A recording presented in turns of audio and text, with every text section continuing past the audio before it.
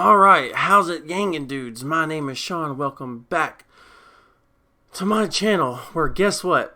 We have a lot of news today. Today is episode 2 of the Shawncast, my podcast where our podcast where we decide to, go through all the news of the day. And boy, is there a lot of news of the day. So give me a second so I can make sure this chat has popped up, because I've had a lot of issues with this the YouTube Studio live stream and the new one they have out. It's just, I had to put too many different keys in my stream. It's a lot of weirdness going on with that. So I went back to the old one, and it looks like we're live now. So hello, Andrew Langston, Jen, how's it going, guys? How's it going?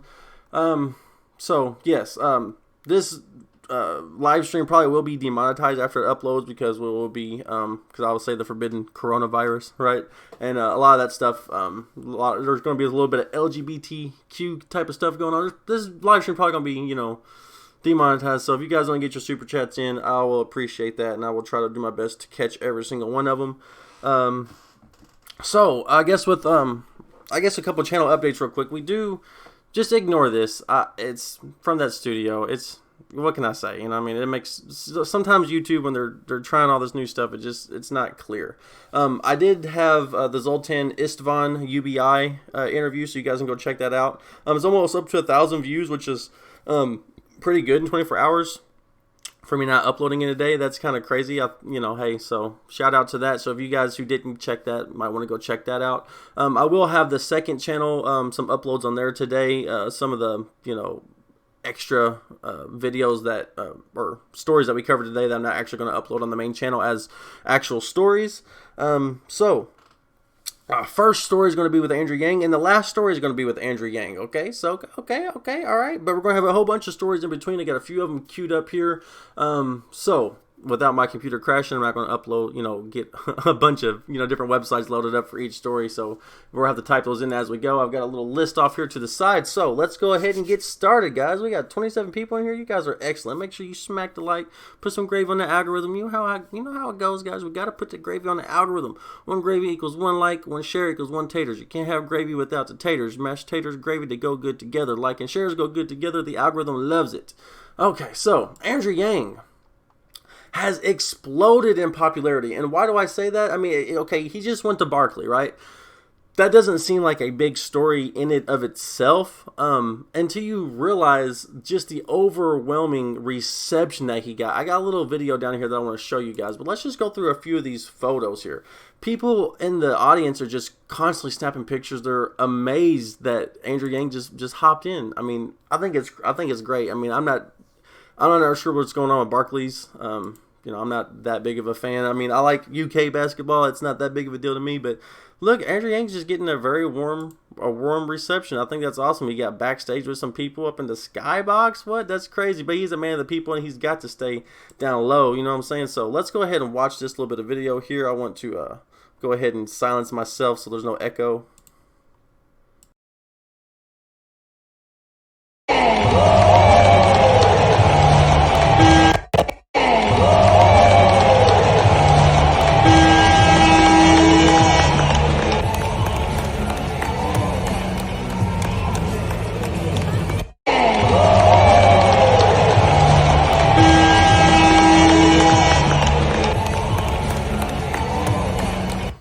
They put him on the Jumbotron, guys. They put him on the big screen. You know what I'm saying? Like, that's how famous he is now. I've said this from the very beginning that, even when he was doing well, if Andrew Yang dropped out, even when he was doing very, very well, he is a household name for years to come. He's made UBI a movement that will last. Look, I'm still here making videos, and he's long dropped out. Now that he's being a CNN contributor, that's, one more step for CNN to kind of validate themselves. And the world is really accepting this in a very, genuine way. And I think that just speaks to the power of Yang and his movement.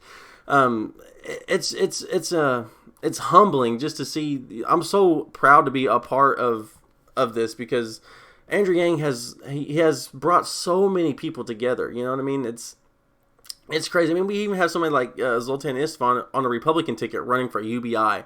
To say the UBI, it's 100% a bipartisan thing. And just look at this warm reception on Twitter for Andrew Yang just being in Barclay. It's just one thread too. You know what I mean? If I go back, there's so much more. I think it's so awesome that like I love the little filter, or maybe that's just the lights from the thing. I don't know. But yeah, I think it's awesome that Andrew Yang, anywhere he goes now, this is the type of reception that he will see.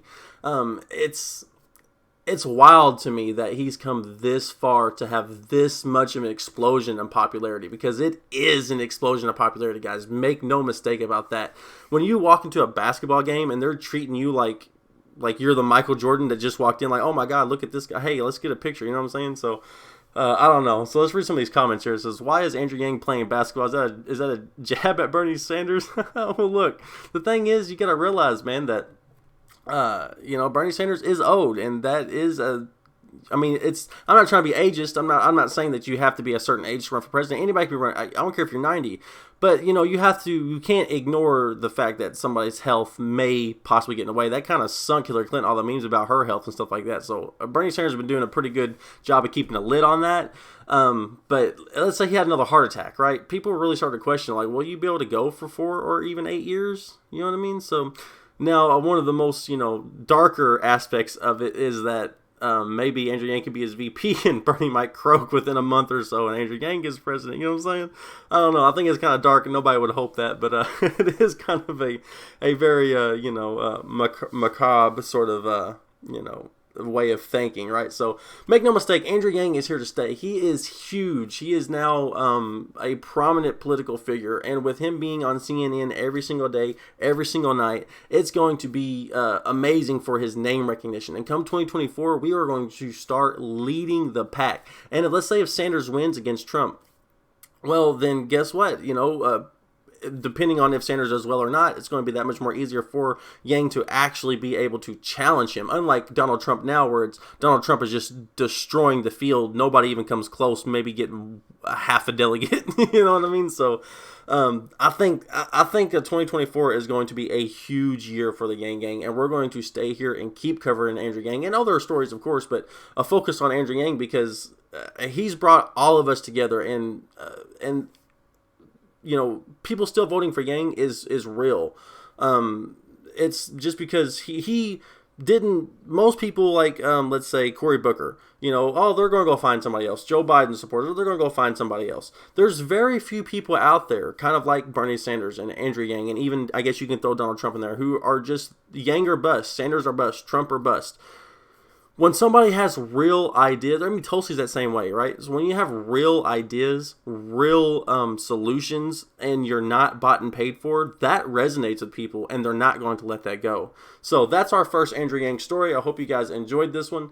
He is exploding. There's no other way around that. You know what I'm saying? So, all right.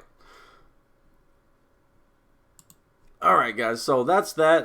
Let's see here. Let's read a little bit of. We got some comments going on here, guys. How's it going? Byron M, how's it going, my dude? Fast J4J, Julie Wilson, we yanged the world. Yes, we did. We do have another Yang story coming up at the end, but right now we have a few stories we need to rush through. And, well, let's see here. Cenk Uygur. Cenk Uygur is coming under fire for refusing to allow his employees, TYT, to unionize.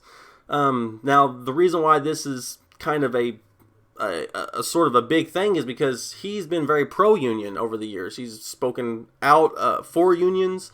He's even recently said in his campaign bid in California, I can't remember which district it is, that he doesn't want to take money from unions. He doesn't want to take money from nobody. Not that he doesn't support unions, because he 100% does support unions, but he doesn't want to take money from anybody but just grassroots, which is understandable. But you can't also say that you are 100% supporting of unions and then just smack down a union that rises up within your own ranks, right? So you kind of got to put your money where your mouth is. So let's go ahead and read the story and just give you guys. Now, this is a sort of a biased take on it from Red State, but they do kind of give you a good opinion on how it's kind of going from, an outside perspective in. Of course, if I went to a website that was very pro Cenk Uygur, they're going to spin it in a very nice way. So let's see how some of the opponents of Cenk Uygur would kind of takes. Now, full disclaimer, I am not a former employee, but a former member of not TYT, but Cenk, a sister company corporation, Wolfpack. I rose to the ranks of state director in Wolfpack, and we fought to get our bill, our amendment onto the House floor. Of course, I'm fighting in Mitch McConnell's state. It's horrible to do. Can't do that. So full disclosure, I'm not against TYT. I just kind of like Dave Rubin, like him or love him, kind of felt that they went way too far left. For those of us like me, they kind of left us in the center, making us look like, conservatives. So, it is what it is. Let's go ahead and get into this. The Young Turks is a progressive far-left media outlet that is most famous for their raw and unspoken political criticisms and their fearless, very loud leader, Cenk Uygur. Uygur has most recently volunteered a tribute to the hunger elections by running for Katie Hill's soiled congressional seat. And it is soiled. I mean, she is bought and paid for. So, shout out to Cenk for at least running against that.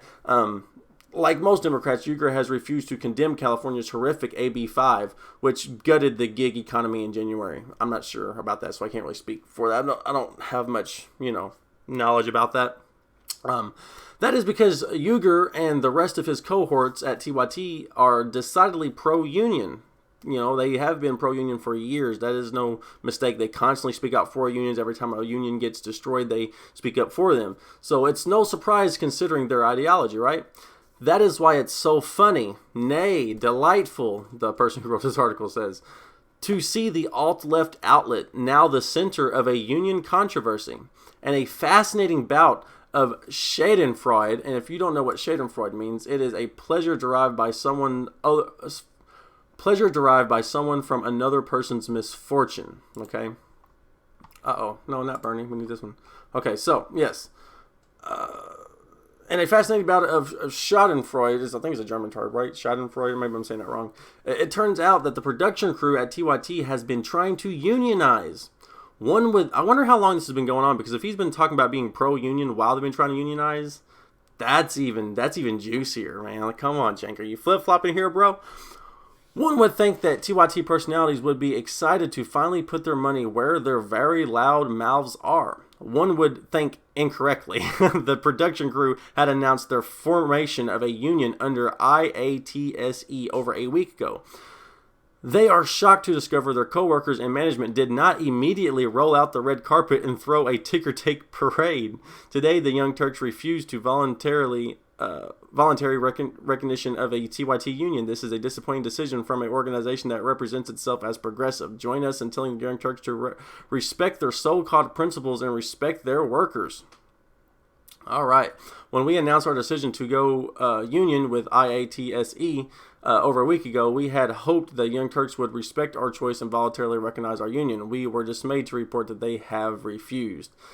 Ooh. Now, I wonder if there's going to be any layoffs from TYT. That would make it even worse for Cenk. Man, he is not his own. When he's trying to run for Congress, he's not.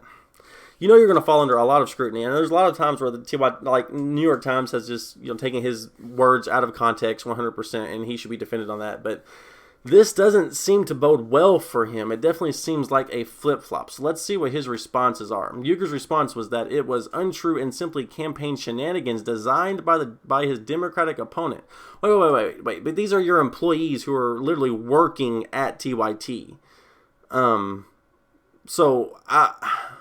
How could that be possible? Maybe they have gotten in contact with that person, but if your opponent is anti-unions, why would they try to make you unionize if they think you're pro-union? Because then they would automatically assume that you would be pro-union and allow them to unionize.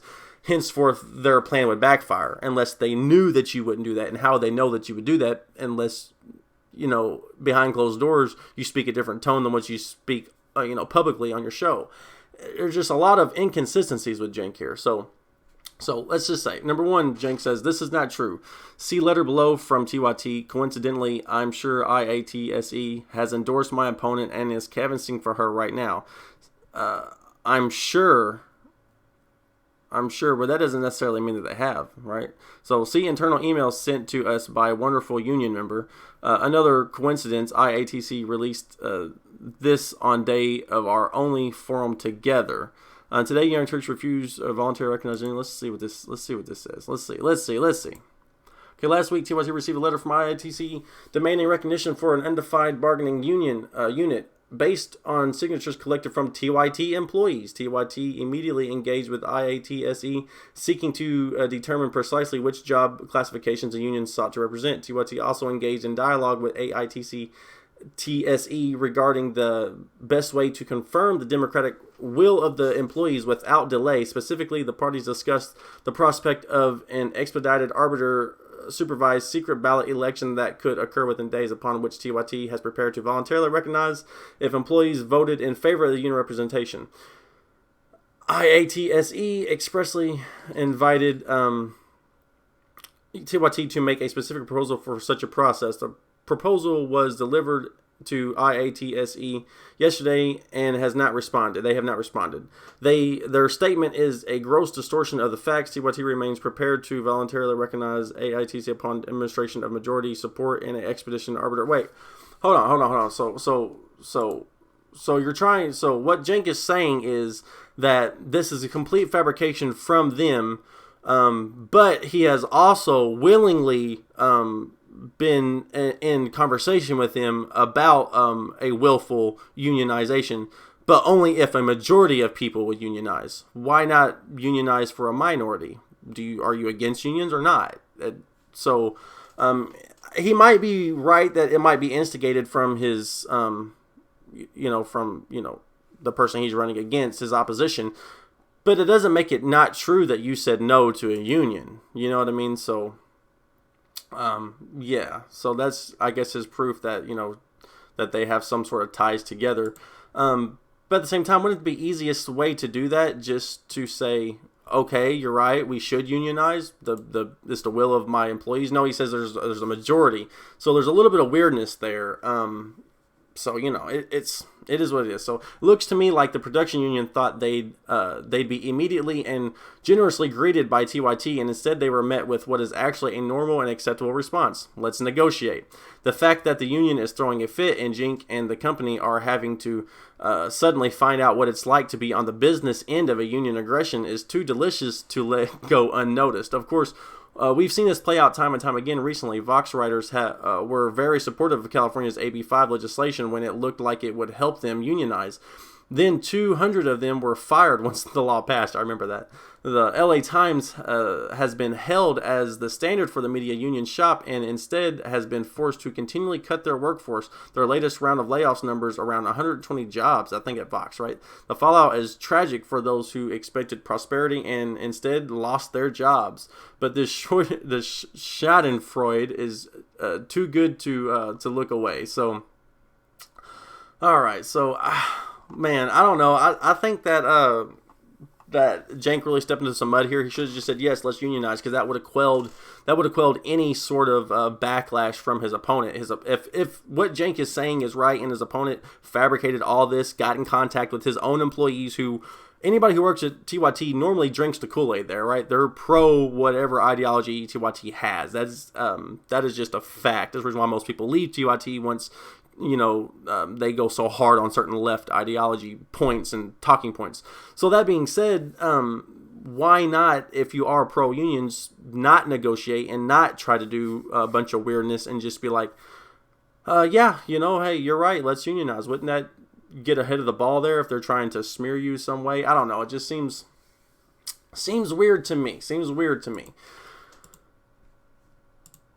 I don't know, guys. You guys let me know what you think, down below, stuff like that, whenever this video goes live. And it is what it is, Cenk. Damn, dude, that's rough, man, for sure. So let's read some comments here. Let's see what we got going on. It says Cenk doesn't support UBI, so F him. I would agree. Sean, you had a peek at Scott Stanton's Discord Media Network startup efforts? No, I have not. You can always link it on my videos or get a hold of me in my Discord. I'm sorry, but on principle, I don't believe anything that comes from right-wing media. Well, people can say the same thing about left-wing media. Everybody has a bias, and just like I did, you have to sort through that bias, right?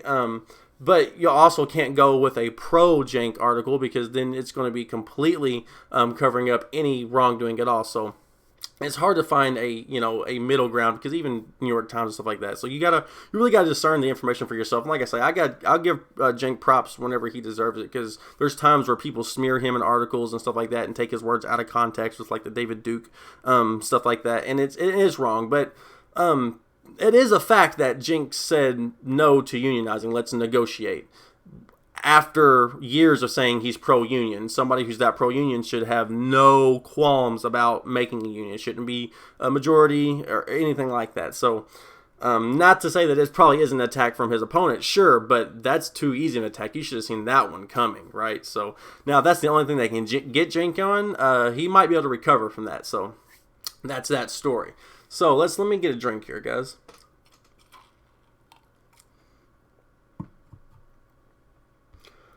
All right. So, I don't know if I got any super chats, so if I've missed any of those, I'm sorry. Let me know. Maybe we'll scroll back up. This live stream probably will be demonetized, so get your super chats in. That's the only way I can get anything out of this live stream, because we're going to have so much stuff to cover here, right? All right, so next story is Bernie Sanders is now a Russian asset.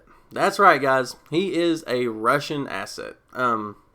What other way can they stop Bernie Sanders, from taking over the nomination and being, calling him a Russian asset? It worked on Tulsi, you know what I mean? They thought it would work on Trump, but it didn't. So everybody's a Russian now, and I got a story from Jimmy Dore coming up soon, or like a video. I'll play you the video, what his take is on it. And he's kind to Bernie, but he also holds his feet to the fire. Now, Bernie also props up this type of narrative, saying that Russians are infiltrating his campaign and all this kind of stuff. We've heard this type of stuff before. Russia in 2016 spent like 55 grand in total on ads.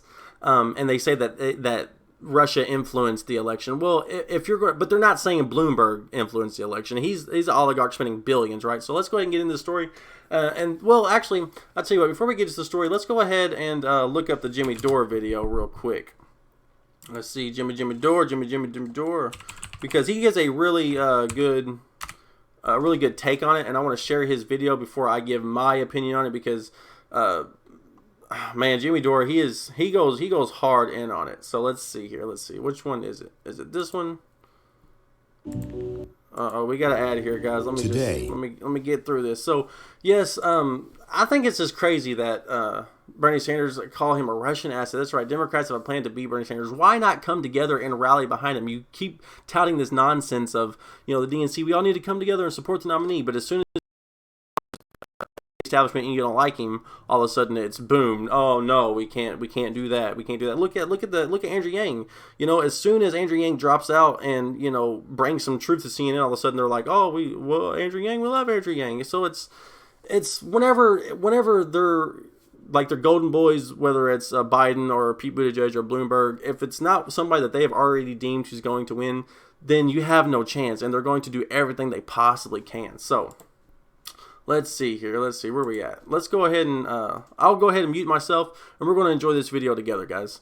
Because Jimmy Dore gives a crazy take on it, and he destroys not only Bernie Sanders, but destroys the whole Russian narrative around him. So let's go ahead and get into it. And also, screw the Washington Post for dropping this fake news a day before the Nevada caucuses, right? So anyway, let's go ahead and get into it.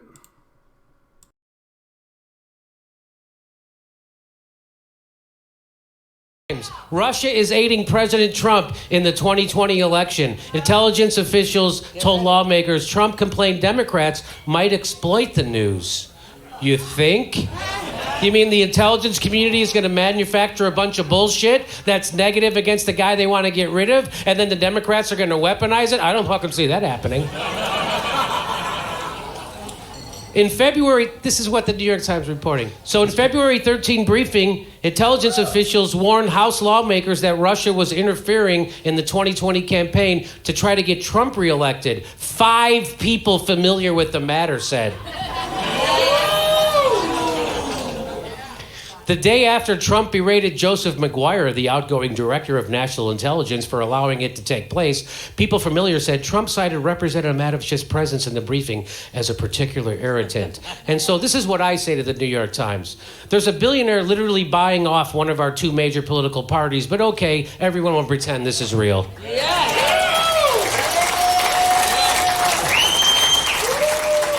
Sorry, but I have to ask.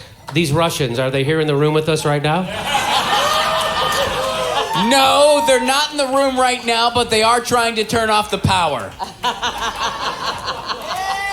Your Russia bullshit is ludicrous. Why would Russia want Trump to be reelected? What part of Trump giving defense weapons to Poland and Ukraine, rebuilding our military, going all in on energy, or killing Soleimani did you think strikes Putin's fancy? Oh, Every fucking thing Trump's doing is anti-Putin. If you look at it, everything you can say he's doing for Putin, I got 10 things he's doing against him. So it's all fucking made up, and this is how the intelligence community captures the narrative, and now they're gonna fucking, by the way, they don't tell you this. Facebook, Twitter, Russia actors sought to undermine Trump after the election. Where is that? Where is that story? That was one time in Politico, and that was October 31st, 2017. That's fucking Halloween. So just so you know, but this is such made up fucking bullshit. I've showed you over and over again. How much did Russia spend on Google ads on every Google platform? $4,000. The price of a used Taurus. How much money did they spend on Facebook? They spent $100,000. Half of it after the fucking election. So $50,000 on Facebook and $4,000 on Google, and that's what swung our fucking election. And now you know how they think how stupid you are, that you're gonna buy this shit, and the fucking New York Times and the Washington Post is doing it fucking again. You know who the biggest fucker of elections are. The United States is the biggest fucker of elections that there's ever been in the history of the world. Hey, Jimmy, the last slide. I really just hope the Russian actors are part of the union. Yeah, they get So look at this. It says the U.S. is no stranger to interfering in elections. Levin says that the side assisted by the United States took power in 59% of the 81 elections that they fucked with. We've been doing this forever. In 2012, we started our cyber force. The United States did. This is not new. This is not strange. This is not unique to Russia. This is something every fucking country does. But the DNC and the establishment donor class want you to think it's fucking spectacularly specific to Russia, and we can't have an election. So when Bernie wins, they can fucking tell you it was because of Russia, and we gotta have a recount. You want to think I'm kidding? Bernie Sanders briefed by U.S. officials that Russia is trying to help his presidential campaign. That's the CIA planning bullshit. That's the CIA planning fucking bullshit, and the Washington Post reporting it. And why would they report it a day before the Las Vegas election? I don't know why they would fucking do that. I don't want to be a tinfoil hat, motherfucker. Aaron Mate says U.S. intelligence officials are trying to undermine Bernie Sanders' campaign, and credulous media outlets will help them. Max Blumenthal warned long ago that Russiagate would be weaponized against the left, and this is an escalation of that right fucking now. Listen. Here's what they say in the story. In the story, it says that Russia intended to interfere with the 2020 Democratic primaries as well as so there it is. They're starting it. There is a reference to Russia that desires to help Mr. Sanders in his presidential primary. They're doing it. You think I'm fucking making this up? One of Moscow's main goals is to undermine confidence in Americans' election systems. Also, they needed Look at this. This is right from their story. They go, undeterred by American efforts to thwart them, but aware that they needed a new playbook of as yet detectable methods. So what the CIA is saying, they're doing new shit, but we don't know what it is. Listen. How do you know they're doing new shit if you don't know what the fuck it is? It's because you're fucking making it up to sink Bernie Sanders' campaign, you fucking liars.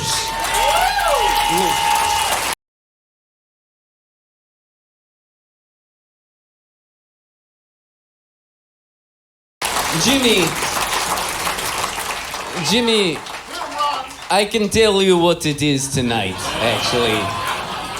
We're going to make new 2020 sex toys. The Hillary dildos were great. We're doing it this time. But if anybody, we like Biden.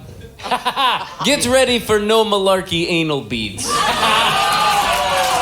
Oh, I would buy Now those. you know. I would buy those. Don't judge me. God. The fear-mongering about Russia, disinformation, and undermining confidence in American election systems is straight-up projection. The Russians are so spooky that their playbook comprises of as-yet undetectable methods or more creative use of Facebook and social media. What could be a bigger disinformation than ceaseless fear-mongering about Russian bots? And what could undermine confidence in elections more than politicians, media, intelligence officials, and experts constantly screaming that Russia elected Trump, hacking voting system, and will do it again? Nothing can do that. The only people undermining our elections are our own intelligence community and our own fucking elite media. That's who's undermining our elections. Because Bernie Sanders is winning our elections, and they don't want you to think he is. And nobody spends more money on intelligence than the United States of America. Nobody. By 10 times the amount. And so here is Bernie Sanders today having to respond to this on CNN. Sanders is speaking to Bakersfield, California right now. I want to listen to him. Not or acknowledges it or not, they did interfere in 2016.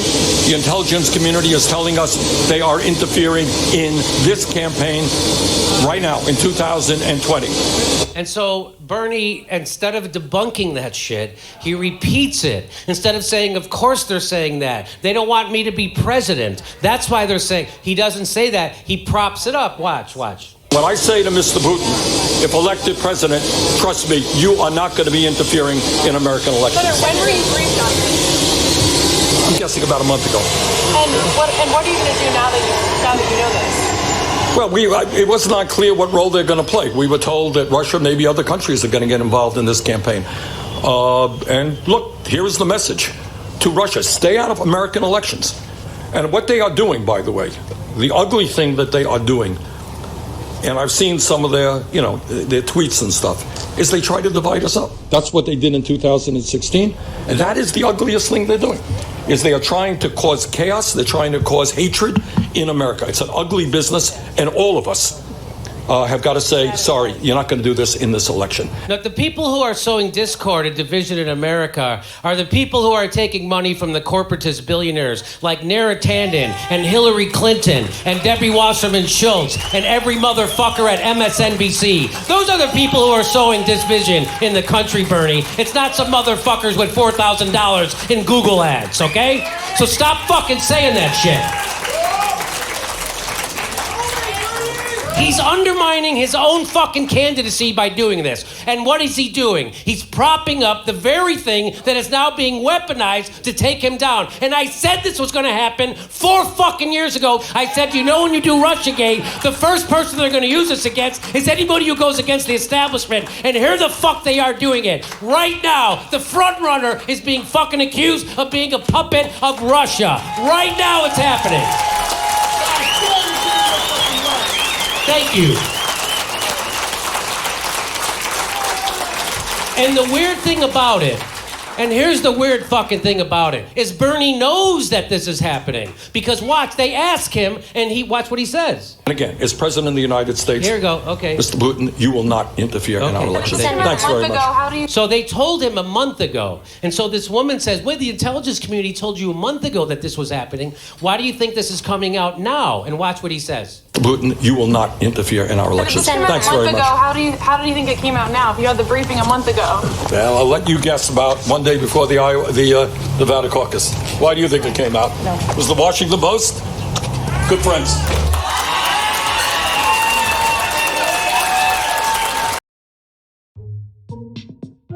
What if you could renew?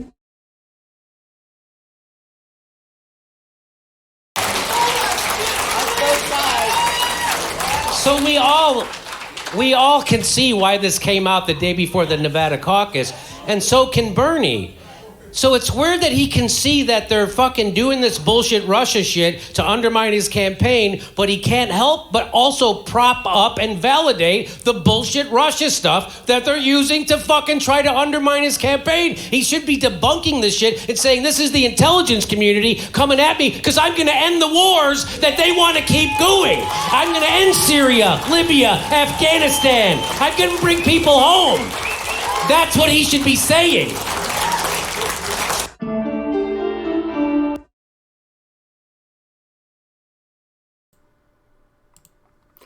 All right, so, like Jimmy Do or not, I mean, I know he's a super fan of Bernie, but he's right. He's right to criticize Bernie. I know, like, it's one of those things where, you gotta criticize the things you love to make them better. That's what Jimmy's doing with Bernie.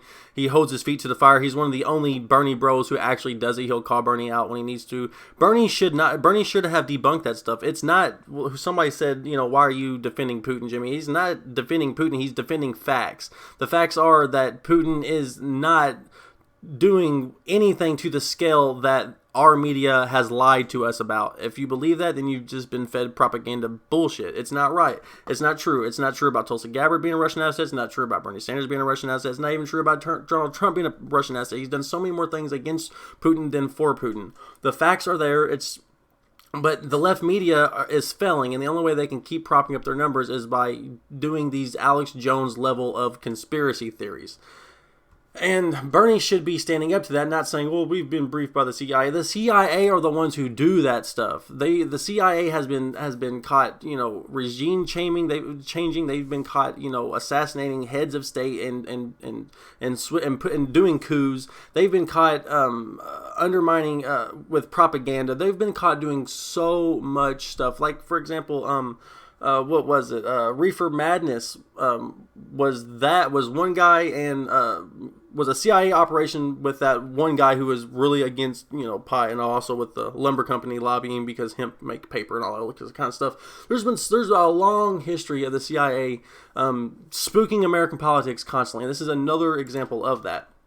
Democrats have a plan to beat Bernie Sanders, call him a Russian asset, explaining to primary voters that this reality awaits Democrats in November if they nominate Bernie Sanders might be more effective than pretending there is a Russian agent under every bed. And now that, that Andrew Yang and Tulsi Gabbard has been smeared the way they've been smeared, all the other people who's now engaged in politics, so many new people are first-time voters, are switched from Republican and have joined the Yang Gang, and they look at Andrew Yang and they say, oh, look at the way they're doing to him. They might have known about some of the corrupt stuff that happened to Bernie Sanders in 2016, but they might not know all the other corrupt things that happened throughout American politics. But now that they're engaged in politics and they're part of the Yang Gang or part of the Tulsi clan or part of the Sanders group, and they're seeing how the media and the establishment comes together to rig a narrative to tank your numbers and release certain caucus numbers at a certain time, and allow faulty apps and allow surrogates from campaign members to be influential deciders in establishment politics and DNCs and local state governments and stuff like that, which is just wrong. If I have a grocery store, I'm not going to allow my employees to work at a rival grocery store and mine at the same time. They can give my trade secrets away. They can give my business secrets away to my competitors, right? So you don't allow Pete Buttigieg surrogates to be in the DNC. You don't allow Mike Bloomberg surrogates to be in the DNC. You don't even allow anybody surrogates to be in the DNC. You have unbiased people. You know what I mean? You have, or at least people who coming to do the votes. You don't have these weird, odd coin flips and stuff like that. And the Democratic Party has now just been eating themselves alive with Nancy Pelosi doing the rip-up stunt and all that kind of stuff, which brings me into some of my other stories. But, it's sad, though. Even though the polls, let's read the story, though. Even though the polls have forecast the outcome for some time, the Democratic elite appeared to lose their mind over the resounding victory of Bernie Sanders in Saturday's Nevada caucus. I mean, I'm not a big fan of Bernie, but he is an anti-establishment candidate who doesn't really bode well too much with the establishment. Now, whenever he did bow out to Hillary, that was kind of a nod to the establishment, saying, hey, look, I'm supporting her corruption even though I run against corruption. But that didn't help Bernie Sanders this time. They're still just as hard against him. So that really affects people like me, who was former, Bernie supporters. Now look at that and go, well, you supported corruption, the same corruption you vowed to fight against, and you caved to it at the very moment that you needed to, when Hillary Clinton cheated and the DNC cheated you openly, rigging votes openly, got caught and had to fire Debbie Wasserman Schultz, and then she got hired for Hillary's campaign staff, which cost Hillary Clinton the election, which gave us Donald Trump, like him or not, or hate Hillary Clinton or not. The cheating against Bernie Sanders in 2016 led to all of that, and he caved, and now to, I guess, have a better shot this time around, and now look where we're at. They're still doing the same thing. They're smearing him as a Russian asset. So it says Bernie won despite a half-baked effort by the Democratic establishment to tag him with a favorite seemingly only smear. He's a Russian asset. One day before the Nevada caucus, the Washington Post alleged the Russian government is attempting to help Bernie Sanders' campaign, but cited only anonymous sources and provided no details. President Trump, who sits atop the U.S. intelligence bureaucracy, rejected the claim. The Washington Post is owned by billionaire Jeff Bezos, who implored fellow billionaire Michael Bloomberg to run for president, which the former New York City mayor eventually decided to do. They may be one reason why Bezos reporters are hostile to Sanders and last August called Bernie Rose complaints but unfair reported conspiracy theory. And yet it is the Post that traffics in baseless conspiracy accusations. We've faced the same thing from Bloomberg and Jeff Bezos and the gang. We've pushed back on that. This is just more and more types, stuff like that. I mean, I don't even know what to say. It's just everybody's a Russian and blah, blah, blah, blah, blah. That's the only thing the left has to cling to. And now the left is just eating themselves alive. I got more stories coming up about, people leaving the left and how Nancy Pelosi is not helping it. They're eating themselves alive. The media is failing. MSNBC is bought and paid for. And CNN's the only one who's starting to come out as somewhat trustworthy, and it is largely due because they've put Andrew Yang on there, and he's having so much airtime. And you just look at some of the stuff he says, and he's still touting his own ideas, and he's not going lightly on the establishment, more so than anybody else on there. He's the only one who doesn't have necessarily a built-in Bernie bias. He calls it like it is, right down the middle. So and Fox News is still leading the pack. You know why? Because at a time where the Democrats are just utterly incompetent, Fox News is allowed to do actual good reporting only because it serves their narrative, right? If it wouldn't serve their narrative, they'd be switching things up and giving you propaganda as well. But CNN and Fox News are trying to distance themselves and make themselves seem legit by actually reporting common stuff now. And the thing is, they only have Bernie Sanders to rail against. You know what I mean? Bloomberg is coming in now, and a lot of these people are the establishment's kind of trying to prop up Pete Buttigieg over Bloomberg, and Bloomberg's trying to be propped up over Pete Buttigieg, and it's like this constant back and forth, and Andrew Yang's just sitting there calling it like it is, and that every single time Andrew Yang is on the screen, it gives a certain level of credibility. And every single time that Andrew Yang is on the screen and Bernie Sanders on the screen, you know there's going to be some sort of actual something to take from that. And CNN audience is going to start realizing that. And the only people who's left to be smearing Bernie is MSNBC at a time when the party should be coming together. The DNC preaches coming together, unity, and supporting but then they keep giving all these narratives to cut down their front runner. I understand that whenever you're a front runner, you're going to have a lot more scrutiny and stuff like that. But it should come from the outside in, not from within your own party. They should be helping him every step of the way. So the only reason why DNC is losing all their money, they don't have much money, is also the reason why they're able to be bought and sold by Bloomberg for only $600,000 because they're bankrupt. And which leads me to my next story. So we're going to go ahead and get into that. Hope you guys like the story. Comment down below whenever this video goes live. And man, poor Bernie, dude. Poor Bernie. All right, guys. So we got two stories coming up next about the Democratic Party, and I guess we'll do the Nancy Pelosi one first because it's kind of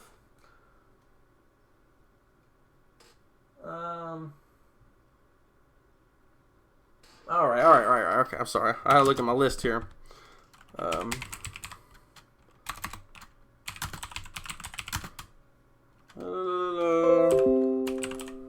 Hey, quit it. Try to do something here, people. Alright, I got it.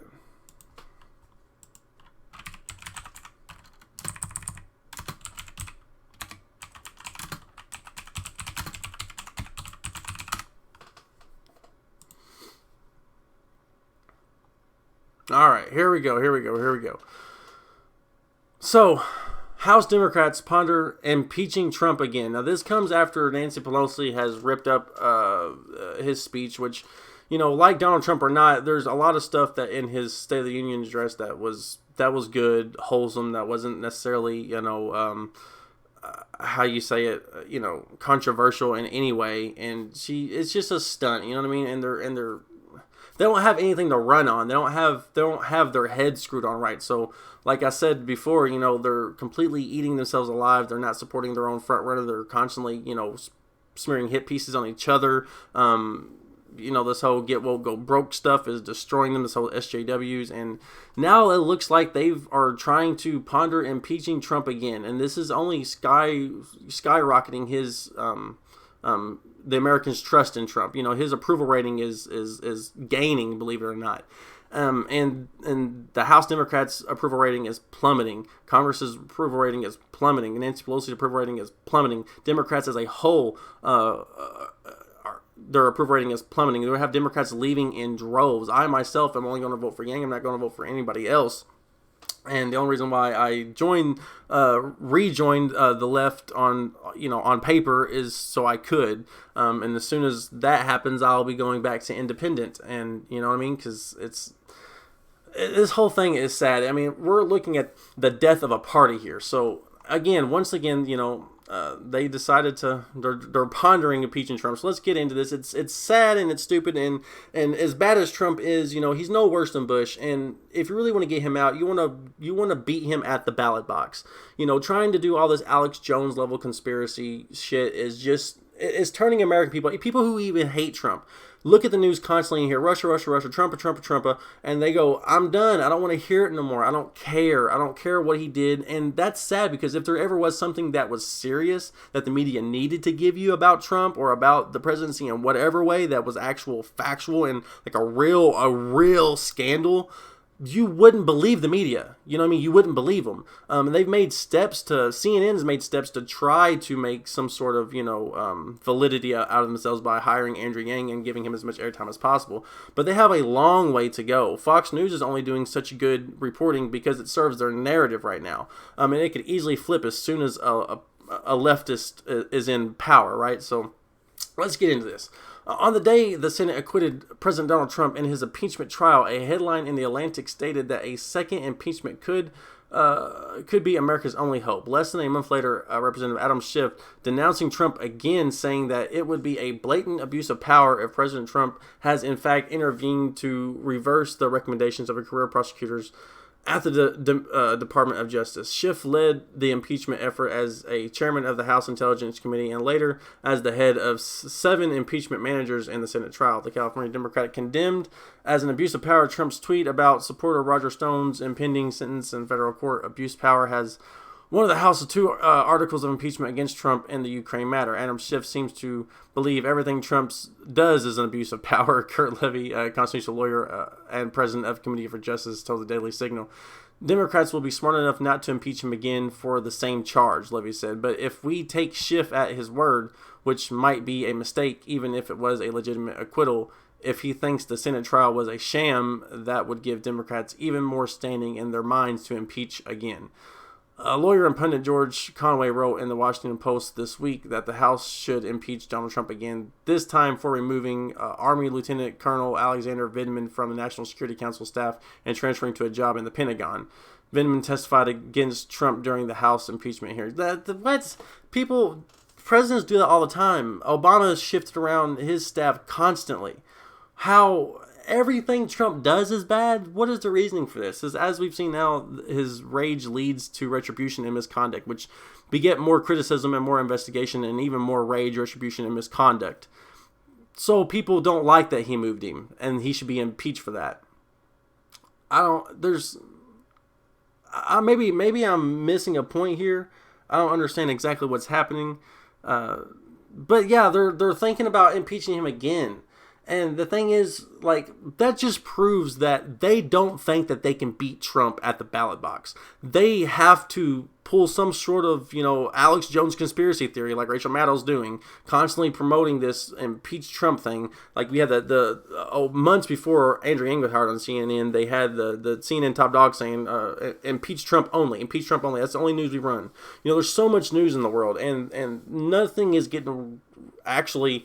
nothing's getting proper scrutiny in the world because Donald Trump has been constantly all over the airwaves, and they're propping him up. My conspiracy theory is that the media personally loves Trump. They love Trump because they give them a boost in ratings.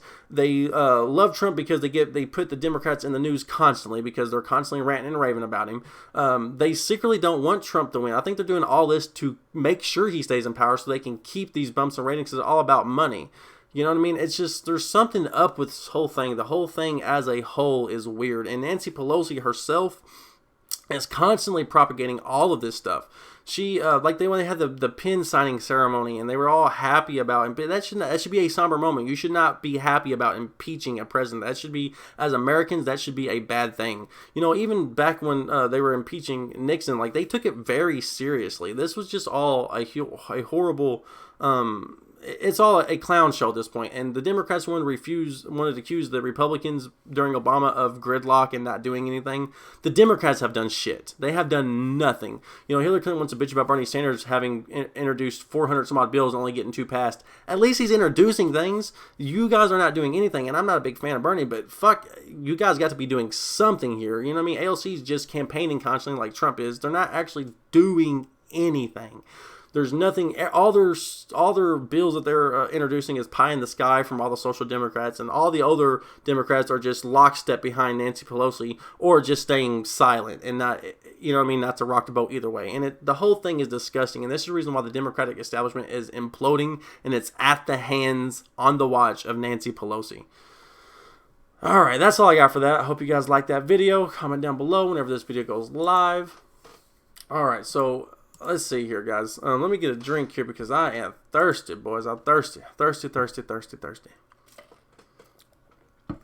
All right, let's see here. What else we got? Oh, yeah, that was, the girl who was leaving left to left. Let's see. Daily Caller. Ariel. What's that girl's name? Scarcella.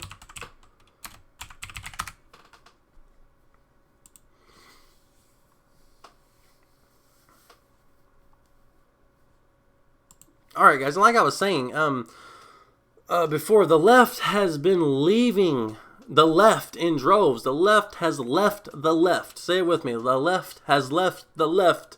The left has left the left, and it's a fact, man. People are just leaving in droves. I used to be a member of TYT. I was not necessarily like a member at like subscription based, but like an active, they used me. I was in Wolfpack. I was literally, on the ground fighting, to get money out of politics, which I still agree with and support Wolfpack. But TYT has gone so far left that it's pushed more moderate leftists like myself towards the center. It's not that we went to the center, it's that the left has went so far left that we are now in the center Republican area because, it's way too far left. And even a YouTuber, a lesbian YouTuber who was big, prominent in the LGBTQ,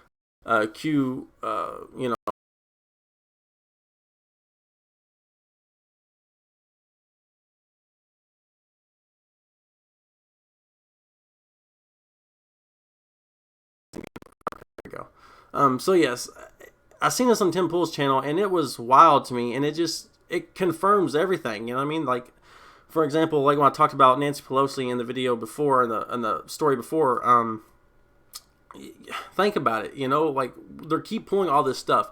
People are not dumb. They're buying into it. Now that people has joined the Yang Gang, now that people has joined Tulsi's crew, and they've seen how the media descended upon them and smeared them left and right and gave them blackouts left and right. And now they're all, now that Yang and Tulsi out, they're finally fully focused on Bernie Sanders, who thought that because he caved to him in 2016, he'd have a chance now.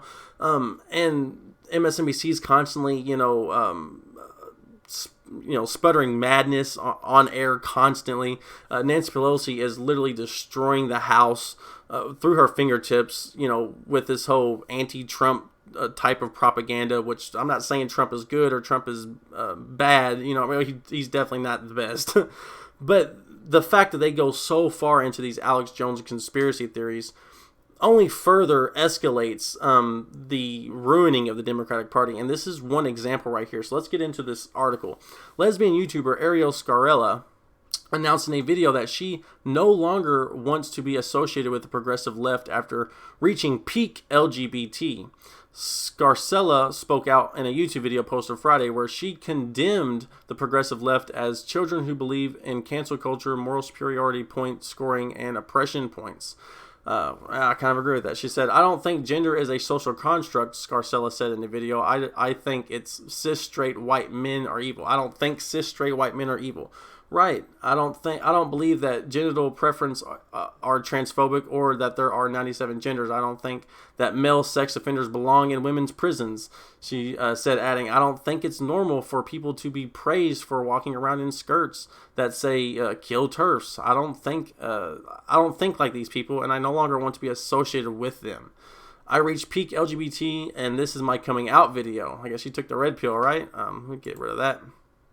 To be honest, I never fully agreed with most of the things they said, Scarella told the Daily Caller News Foundation, but I didn't really feel safe in any other environment. At the time, I didn't see how much I disagreed with them.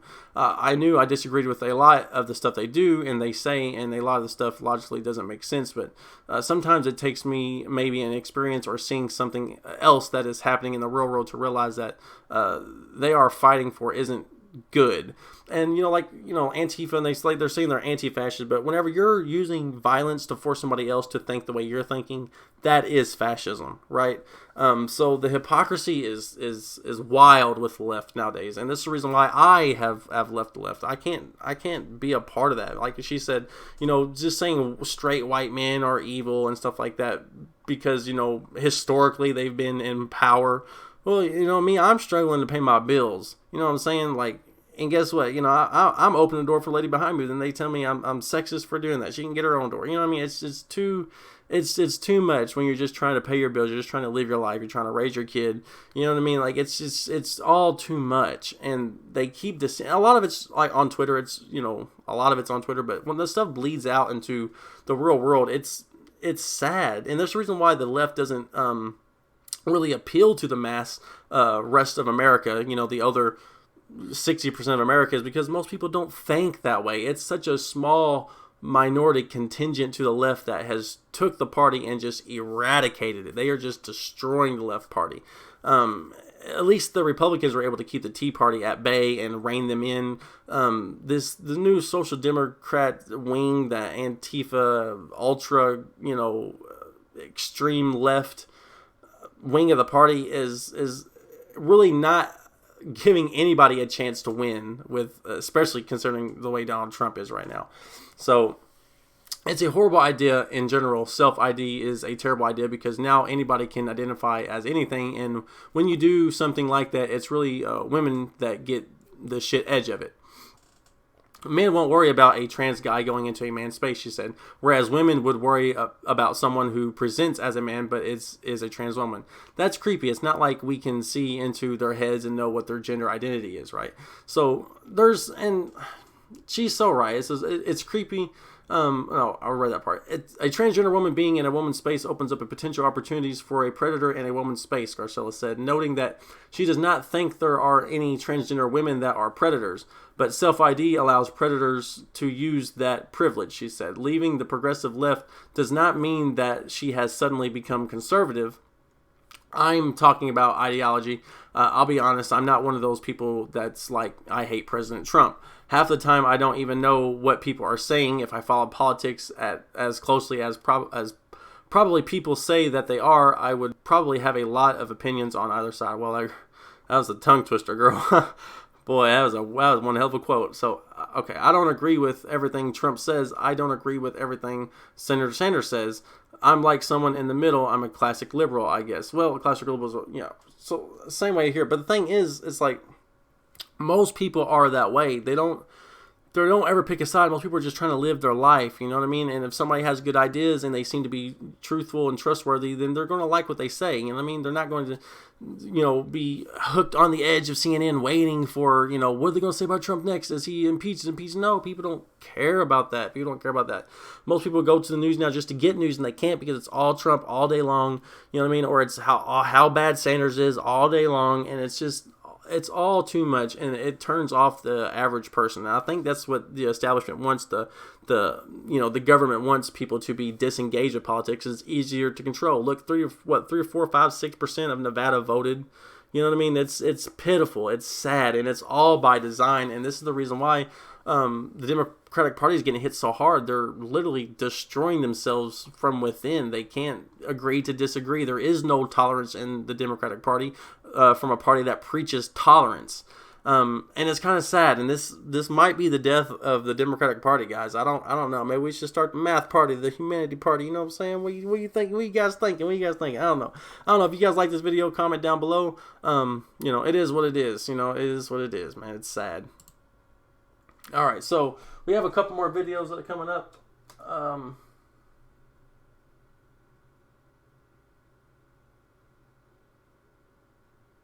Oh, yeah. Okay. All right, so you guys ready for some coronavirus? Is that what you guys ready for, some coronavirus? All right. Which one was it? Oh, yeah, The Guardian.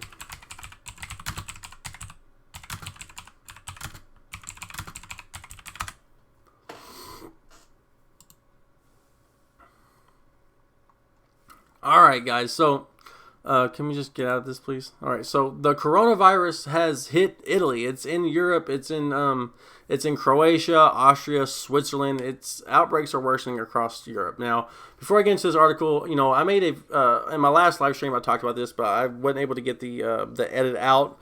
I just wanted to say that I personally think that the Chinese government, with the the facility in Wuhan that dealt with deadly diseases, the media is constantly lying to you, saying that that's not where the outbreak happened. That's not where the outbreak happened. But yet, the fish market has been debunked. The bat soup has been debunked.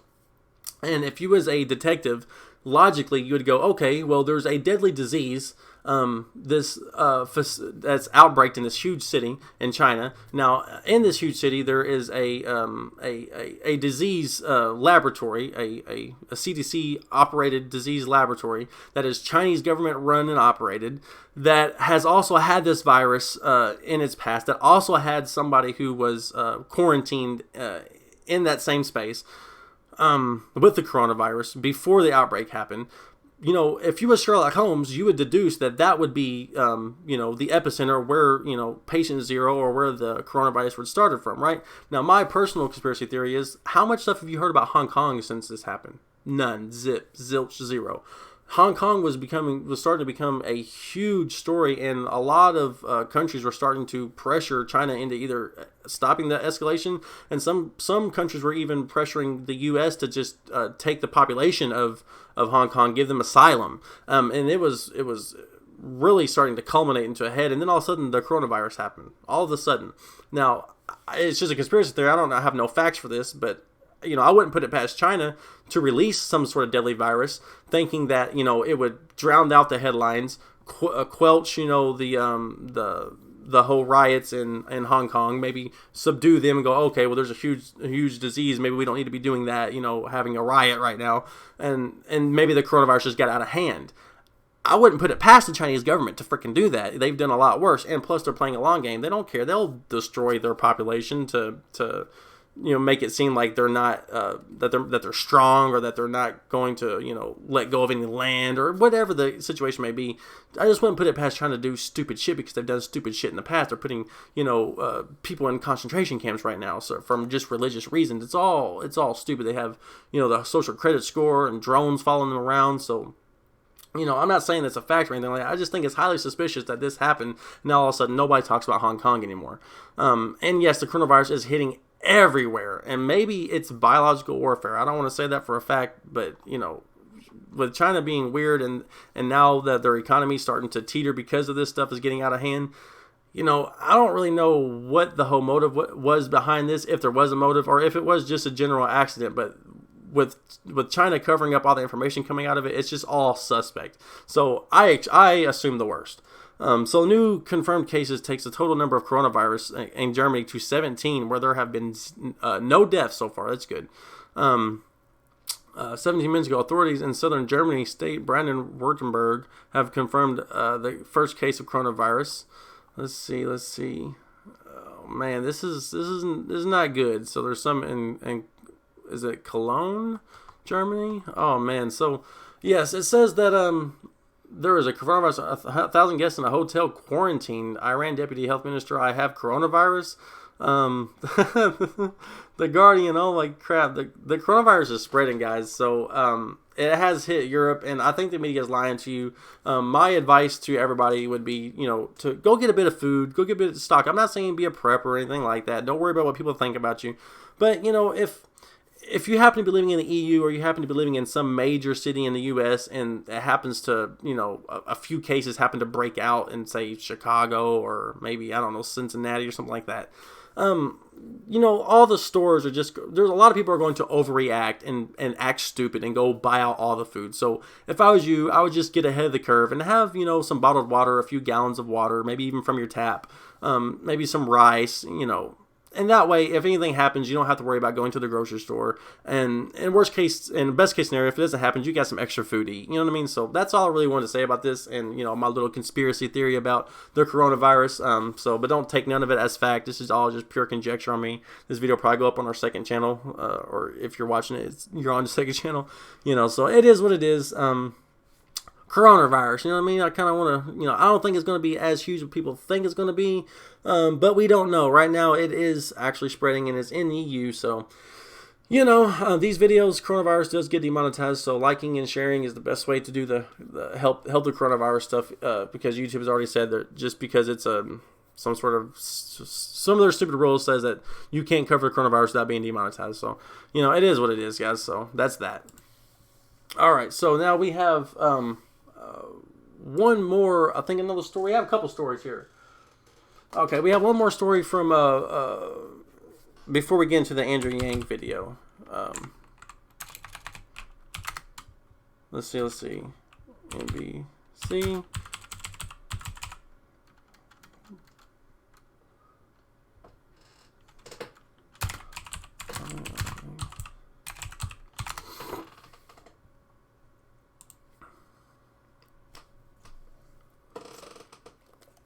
All right, this was another story that I wasn't able to. I was covered in my last live stream, but wasn't able to do it.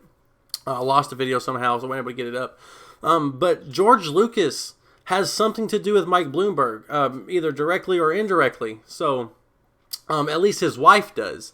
That's crazy. The creator of Star Wars has something to do with Bloomberg. Now, it's towards the end of this article, so I definitely want to get into that. But Mike Bloomberg has just been taking over politics. And the media and the Democrats constantly want to talk about Russia, and Russia is, coming down on Bernie, and Russia is Tulsi, and Russia is Trump, and Russia is taking over all of our votes, and they're influencing our elections, while Mike Bloomberg sits here and spends millions of dollars on ads and influencing the DNC and all these different ways, and getting all these executives, elite businessmen, in different spots of the Democratic Party, just soaking up all of the talent from the Democratic Party. Not like other people from different campaigns are going to Mike Bloomberg because he pays 2/3 more than any other campaign. He has almost unlimited money.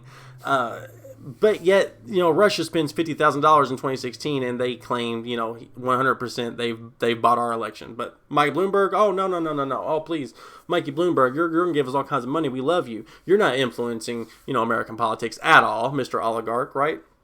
But what does George Lucas have to do? Because George Lucas is a beloved creator of Star Wars, right? What does he have to do with Mike Bloomberg? Well, it's kind of unclear, but let's go ahead and decipher, Bloomberg's army of elite businessmen leaders to act as surrogates for his campaign. So, key points: dozens of elite business leaders have joined Mike Bloomberg's army of surrogates to help him win the Democratic presidential nomination. I am fully committed to Mike, former Morgan Stanley CEO John Mack said. was a guest list for a Biden fundraiser in New York, but he didn't go because he backs Bloomberg now. Since Bloomberg is self-funded his campaign, the support from these business leaders could take the money off the board for other Democratic candidates, 100%. And even, a surrogate from Biden going to Bloomberg just shows that the Democratic establishment is putting all their eggs in the Bloomberg basket, right? So dozens of elite business leaders have joined Mike Bloomberg's army of surrogates in a bid to help him win the Democratic presidential nomination. The leaders have signed onto a group called the Committee for Mike, whose organizers call on participants to publicly endorse Bloomberg's campaign, push their networks to vote for him, appear at events, and potentially attend briefings with Bloomberg himself, according to people with direct knowledge of the matter. Several of the people in the surrogate program have known Bloomberg for years. Former Morgan Stanley is one of them. Bloomberg once called former American Express CEO Ken Conant another member of the program, a friend. CNBC acquired a partial list of the surrogates. Let's see here. So it says Bloomberg, who has a net worth of $60 billion in self-funding his campaign, the support from this billionaire leaders could take money off the board of other Democratic candidates. Some of these supporters, hey, whoa. Where were we at here? Why'd you do that to me? Okay, some of these supporters have donated to rival campaigns such as former Vice President Joe Biden's campaign. I am fully committed to Mike, blah, blah, blah, blah. So, let's see. Where are we at here? Where are we at? I'm trying to find the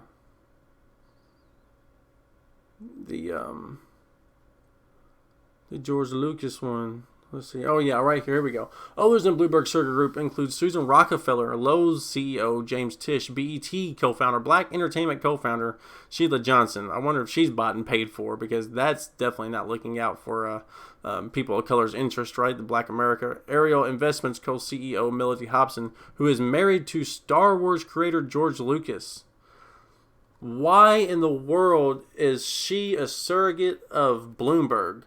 Melody Hobson, CEO Melody Hobson, who is married to Star Wars creator George Lucas. Does George Lucas have any sort of ties to Bloomberg? Is this his wife exclusively? If they live together, they sleep in the same bed, they talk about it. What is there to benefit from that?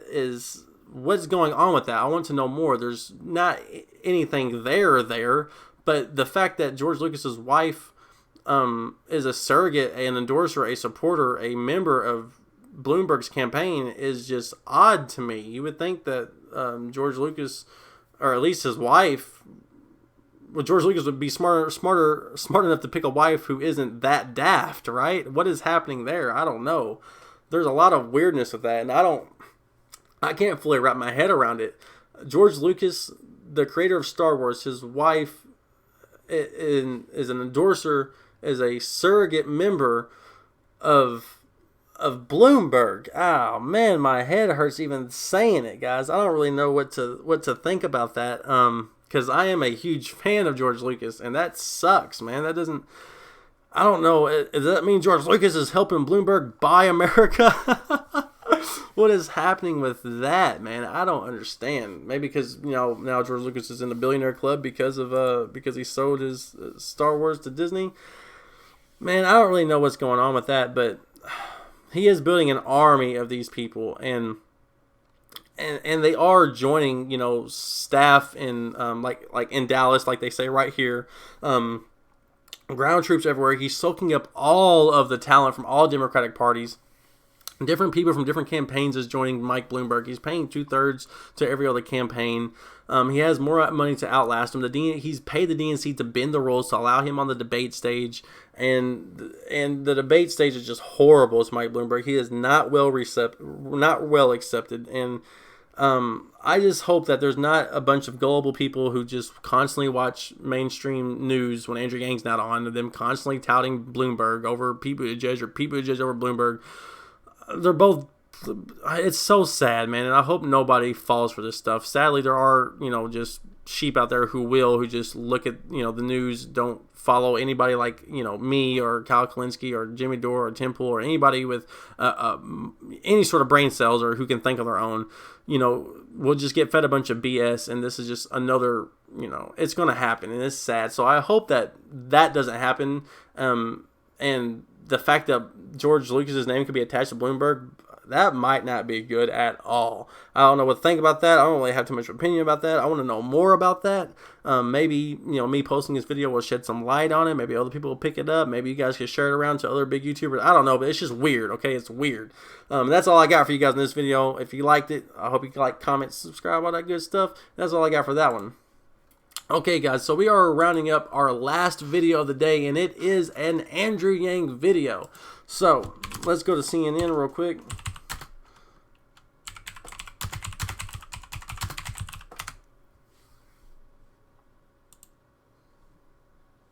Alright, so a couple days ago, CNN was covering the Nevada caucus last night, and I think there's an ad that's getting ready to pop up right here. So I need to stop that, right?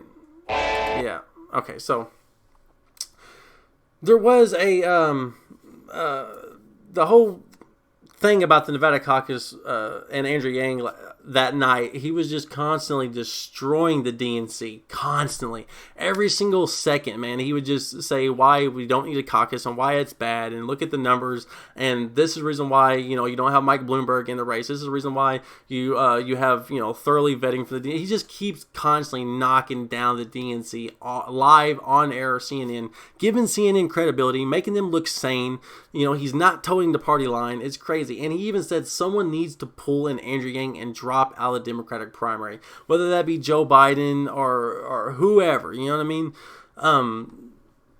Maybe Pete Buttigieg or Amy Klobuchar, but they're not doing themselves any favors. And Andrew Yang is the only one not oozing anti-Bernie bias, which I'm not a fan of Bernie, but being as we're not necessarily enemies anymore, I'm definitely going to give him more props where he deserves, and so does Andrew Yang, because everybody, like the Democratic Party, preaches unity. We all need to come together to beat Trump. But as soon as Bernie Sanders is fully the front runner, it's all attacks and smears from his own party within, not outside in, with from inside out, and of course outside in as well.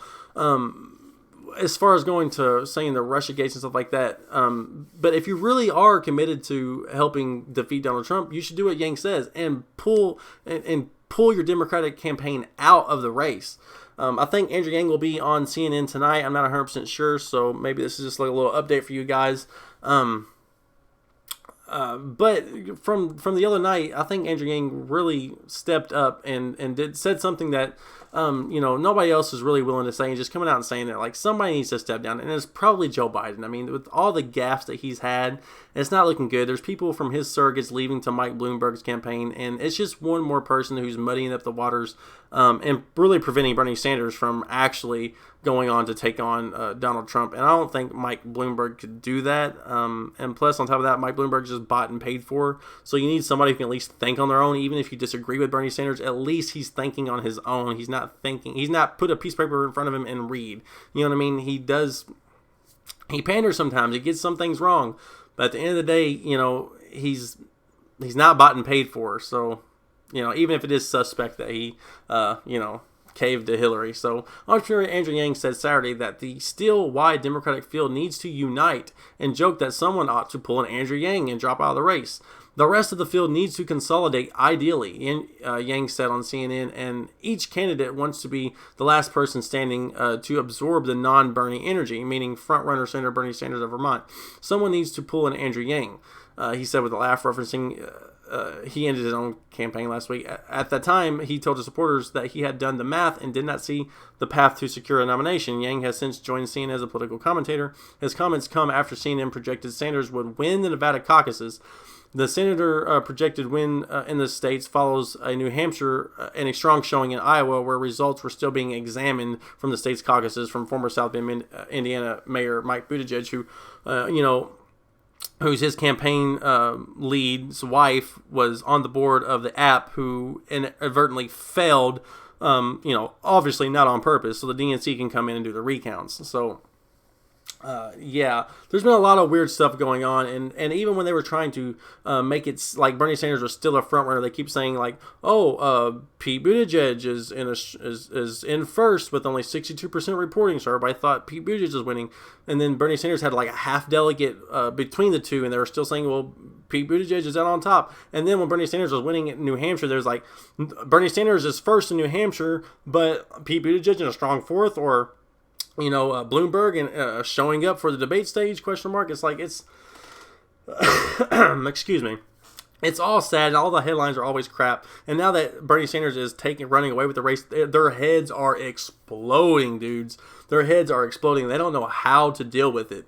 And honestly, like Andrew Yang said, if you really want to unite and you really wanted to, come together, you would pull an Andrew Yang and you would drop out, whether that's Amy Klobuchar, whether that's Joe Biden, whether it's Pete Buttigieg. I would rather it be Bloomberg or Buttigieg or Biden because they're obviously bought and paid for. I'm not saying that Amy isn't, but at least one of the good things about her is she's wanting to get rid of Citizens United, which is one of the reasons why I think she's had such a surge. But with these muddied waters and this late into the race, it's like, come on, man. It's obviously going to be Bernie Sanders, and you guys need to stop your in-house bickering and just get behind the guy. I mean, I have no dog in this race at this point because my guy's out, you know what I mean? But at the same time, I'm still going to vote for Sanders, and the way the Democratic Party has been going, people are leaving in droves. People are not accepting this whole woke nature of politics that's gone way too far. Even if it was, I guess sincere in its roots, now it's all just eating the left alive, and now all the stories against Bernie Sanders, all those smears are coming from the inside out towards him, from either his own campaign or his own party, or people who just, are always Clinton and never Bernie type people. It's so sad. And it's just another, example of how the Democratic Party has failed America. And now they keep going down this horribly disastrous road of implosion. And it's kind of, get it out of here, Anderson Cooper. Get out of here, you CIA spook. All right. So that's all we got, guys. I hope you guys enjoyed. Like, comments, all that stuff. This live stream will go live. If you guys want, this video doesn't have much gravy on it, and it's not even up to 1,000 views yet, which is still okay for it not to be an Andrew Yang video. So I'm going to post that in the live stream now for you guys. And then... let's see. There we go. There's that. So you guys can go watch that. And then we also have the second channel that I am going to be uploading some videos on today. Let's see where we got. Yeah. Oh wow, 27 subscribers, guys. We don't even have a single upload on here. You guys are crazy. Why do you guys do that? It's 27 subscribers. I don't have a single upload. It's gained subscribers since my last shout out of this channel. So I'm definitely going to get some stuff up there today, guys. Okay. Wow, 27 subscribers. Oh, hey, shut up, Sean. All right, here we go. I'll paste that there. And all right, then we're going to switch back over here. This channel. So I'm definitely going to get some stuff up there today, guys. Did that link even go? Wow, 27 subscribers. Did that link even go? I don't know. Let's see. I think because I did it over here that didn't go. Here we go. Let's try it this way, guys. So I will be uploading videos on this. It'll just be one-off, so not going to be highly edited. The thumbnails probably won't be that great, or a thumbnail at all. So it is what it is. But hey, $2, keep it up, man. I will. I appreciate you. Always going to keep it up. And I hope you guys are okay with actually having these different videos up on this channel and the other channel, just because Yang, he's out of the race now, and he's only going to be on CNN every once in a while, so there's not as much Yang stuff going on. So, but I definitely want to keep the channel active, and and you guys love my take on other stuff, even if they don't get, as many views. So I know you guys are a hardcore Yang gang, but, if you like my take on some of these other videos, make sure you show up, smack that like, you know what I'm saying? And I love you guys. That's all the live stream we have for you right now. Go check out those videos. I got that Zoltan interview, which is kind of good. I had some problem with Skype when I downloaded it. It kept making my notifications sound as if it just downloaded. It just got stuck in a loop, and it kept doing that every few minutes. So I'm sorry for that. But other than that, the live stream the interview turned out great, and we have that second channel that I'm going to be uploading to. And I feel like I'm just talking in circles now. I love you guys. I hope you guys enjoyed the story. Take it easy.